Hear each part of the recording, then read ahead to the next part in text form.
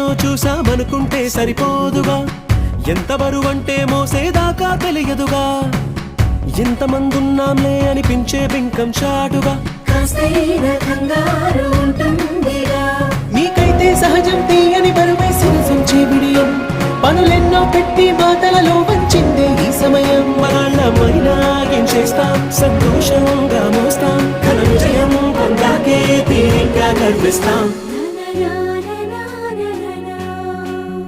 అందాల కుందనపు బొమ్మవని జత చేరుతున్న